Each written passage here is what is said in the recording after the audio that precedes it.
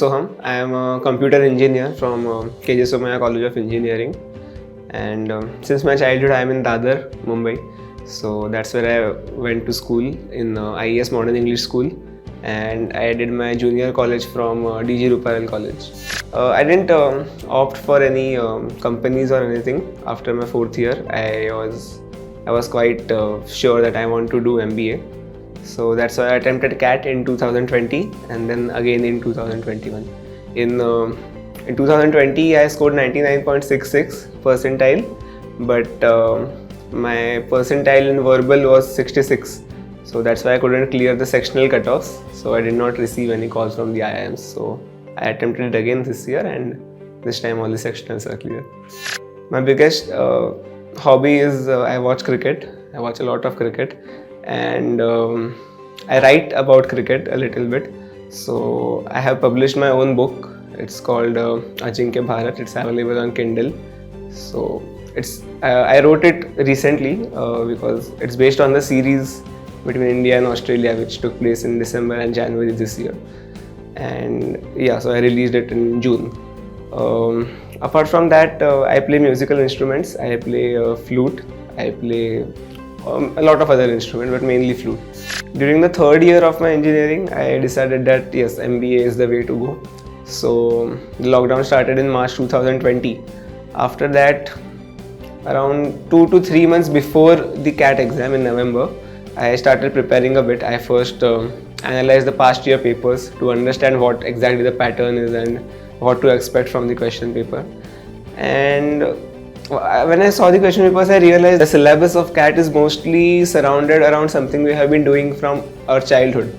You know, it's basic aptitude, reasoning, and all that kind of thing.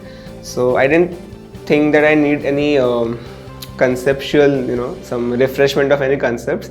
So yeah, I feel the mock tests are important because you understand the paper pattern, plus time management is very important because firstly it used to be a 3-hour exam. So I started preparing a bit more when I got to know it has now been changed to 2-hour exam, and that time I didn't know what exactly to expect. But yeah, so I started preparing accordingly. So yeah, so I opted for mock tests from IMS, and in the last month of November I solved around 25 mocks in 1 month. So I felt I was pretty prepared for the exam. Eventually I couldn't clear the VARC sectional cutoff somehow. So I was like, okay, like it's not a major setback because I know I was well prepared. Sometimes it can just happen that on the day of exam things don't crack or something. So I was like, okay, I will attempt it again next year.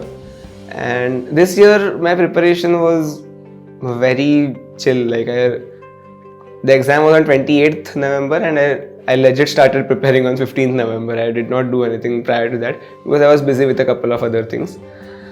So yeah, on 15th I started. So I decided I just have 2 weeks, and once I started solving, I myself felt that yeah, I am doing maybe a little bit better from last year. Even it reflected in scores. So I was like, okay, I'm pretty prepared. I never took a lot of stress about my preparation, and yeah, so I just gave the exam, and even after giving the exam, I felt that I have done well, and turned out that way. Actually, I didn't do anything differently because last year I gave mocks. This year also I gave mocks. Not a lot of difference. But yeah, as soon as I started giving mocks this year, I myself felt that I'm scoring better in verbal as compared to last year. Now I don't know what exactly happened. Maybe the fact that I spent a lot of time last year writing that book, so it may have helped my grammar or a bit of my verbal ability. Maybe that was the reason. But I feel I naturally started scoring better. I didn't do anything differently because, as I told you, I actually prepared more last year than this year. This year I hardly prepared, so I didn't really do anything differently. But yeah, like once I gave my first mock itself, I felt like yes, my scores are consistently improving. Like when I gave the IMS mocks last time over, for the last 5 or 6 mocks, I was consistently scoring. They give the percentile, right? So I was consistently scoring 99.9, 99.95. And then when I gave it this year, I was naturally scoring a lot of time, even 100. So I was like, okay, I'm on the right track. I don't need to do anything differently. So yeah, I guess it was just that last year on the exam day, things didn't click properly. Maybe that was the reason why I couldn't score a lot. but yeah, the preparations were nothing different. Best candidate if I had to select just one institute, because their mocks are pretty good, and I feel they replicate a lot the actual CAT exam. So if you do well in those exams, you might end up doing well in actual CAT as well. So that's why I opted for IMS. And so yeah, the VRC video solutions are pretty well explained. Like, I remember, like, there was one ma'am, I don't exactly know her name, but she used to explain very well. And after a point, I used to think, what I will do is, for a couple of mocks, I will not think like I regularly think. I will just think like how that ma'am thinks, or how she would approach this question. And yeah, I guess when you see the approach of different people, you learn a lot. And like, that is something I learned from IMS. So that really helped me in verbal, in the reading comprehensions, even in that passage type questions. So that's why I think, yeah, IMS was my first choice when I had to select only one test series.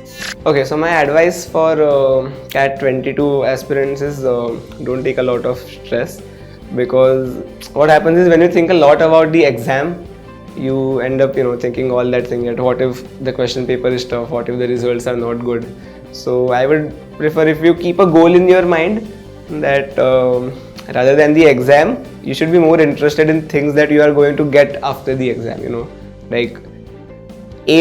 Think more about what you are going to learn when you join management. And regarding the exam, if you're asking specifically about the exam, then I would say take your time while solving the papers. Like, don't rush through the paper just to get done with it, because firstly, there is negative marking, you obviously know.